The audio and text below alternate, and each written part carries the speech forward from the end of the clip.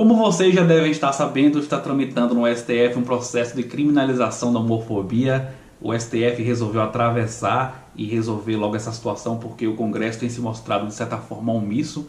Enfim, houve uma sessão ontem, outra sessão hoje, mas não aconteceu nenhum voto completo ainda. Os votos demoram muito, só o ministro Celso que começou a votar e já sinalizou ser a favor, e a nova sessão será somente para a semana.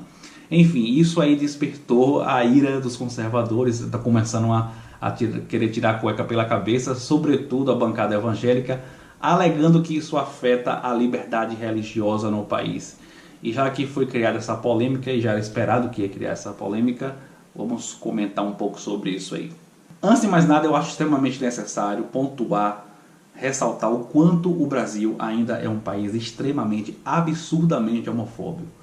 Isso é importante bater nessa tecla sempre, porque tem muita gente que duvida, que diz que não, isso é um exagero, é a esquerda que fica exagerando, fazendo um sensacionalismo, mas na verdade todo mundo convive muito bem com os homossexuais, com as lésbicas. Não.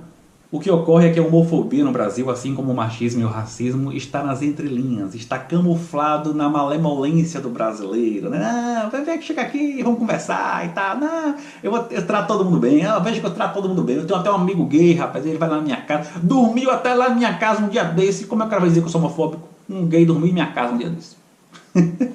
Só o fato de um sujeito assumidamente homofóbico ter sido eleito presidente do país já mostra o quanto o Brasil é um país extremamente homofóbico. Ponto.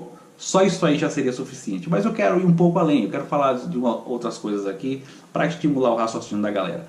Vocês já pararam para observar, por exemplo, o quanto Jean Willis é atacado e o quanto os ataques que ele sofre é absolutamente desproporcional? Você nunca parou para reparar isso, não? Porque assim, uma coisa é você discordar do posicionamento político da pessoa, das preferências ideológicas da pessoa. Outra coisa é você fazer ataques gratuitos que você não sabe nem explicar por que é que está atacando. Dia desses, inclusive, eu fiz uma postagem falando sobre a saída de Jean Willis do país, e uma pessoa chegou lá atacando assim, raivosamente, chamando ele de cretino e outras coisas mais, né? Aí eu cheguei, perguntei para a pessoa assim, vem cá, por que Jean Willis é cretino? E a pessoa simplesmente não soube explicar. Não, porque antigamente eu até gostava dele, mas depois ele veio com uns pensamentos que eu não concordo. Eu falei, certo, você pode não concordar com as coisas. Por que que ele é cretino? Porque a pessoa chamar uma pessoa de cretina, ela tem que ser desonesta, ela tem que ser escrota, é uma coisa muito mais grave. E a pessoa simplesmente não soube explicar. Por que que isso acontece? Eu citei esse exemplo para ilustrar, mas isso é muito comum nas redes sociais. A gente vê isso a rodo nas redes sociais. Por que que isso acontece? É a homofobia que está implícita, que está nas entrelinhas.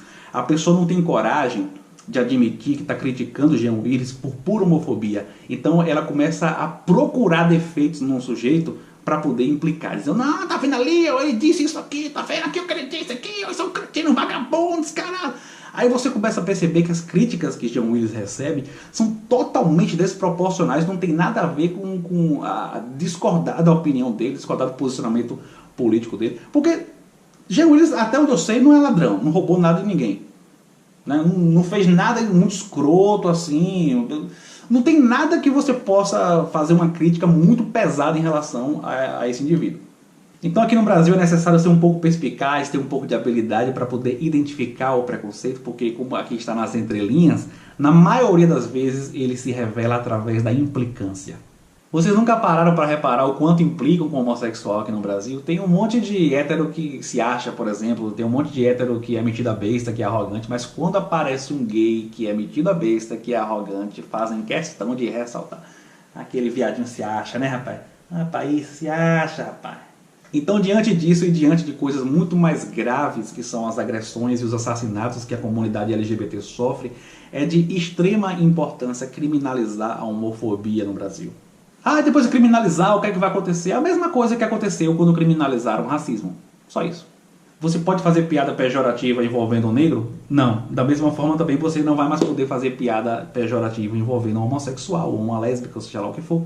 É simples, não tem nada complexo. Os humoristas, você quer acabar com o humor aqui no Brasil, você quer acabar com a profissão de humorista no Brasil. Não, os humoristas vão se adaptar da mesma forma que eles se adaptaram quando foi criminalizado o racismo no Brasil. Antes de criminalizar o racismo, existia um monte de piada racista que os humoristas exploravam em seus shows, em seus programas. Basta você assistir os Trapalhões, por exemplo. Eles vão ter que se adaptar, só isso, não vai mais poder fazer piada de viadinho. É ótimo, inclusive, que eles vão ter que se renovar, né? Porque não tem que aguente mais um humor pastelão aqui no Brasil. E por fim tem a questão da liberdade religiosa. Olha, a liberdade religiosa vai ser afetada em algum grau? Vai. Inevitavelmente vai ser afetada. Olha, se eu fosse escrever a lei, se me dessem essa autonomia, Rafael, a lei você que escreve, todo mundo segue, eu preservaria pelo menos a liberdade de manter as escrituras. Existe a parte lá da Bíblia que diz que como é um homem que se deita com outro homem, ele não vai herdar o reino dos céus, não sei.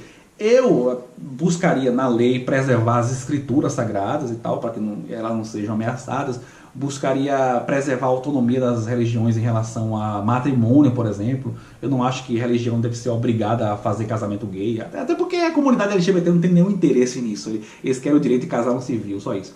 Então eu preservaria minimamente ali a autonomia religiosa, mas em algum grau, sim, a liberdade religiosa seria afetada. A questão é que a liberdade que as religiões têm de tratar dessa questão da sexualidade de maneira a condenar o homossexual, de condenar a prática homossexual, as religiões terem essa liberdade é algo que tem uma importância na sociedade assim, ó. E a importância de você criminalizar a homofobia é isso aqui, ó. Ou seja, mesmo que haja uma certa perda de liberdade religiosa, o ônus que isso vai gerar é insignificante perante o bônus que vai gerar a criminalização da homofobia. Se você acha que a sua liberdade de dizer para um gay que ele vai para o inferno quando ele morrer é mais importante do que as vidas humanas que estão sendo perdidas, seja através de assassinato, seja através de suicídio por conta de inadequação social ou por conta de bullying, se você acha isso, desculpa, mas caráter não é muito o seu forte. Isso é tudo, eu espero muito que o STF criminalize a homofobia, estamos na expectativa aí, pena que vai demorar ainda, vai ter pra semana e parece que vai ser na quarta-feira, assim, vamos ter que aguardar bastante, mas vamos torcer.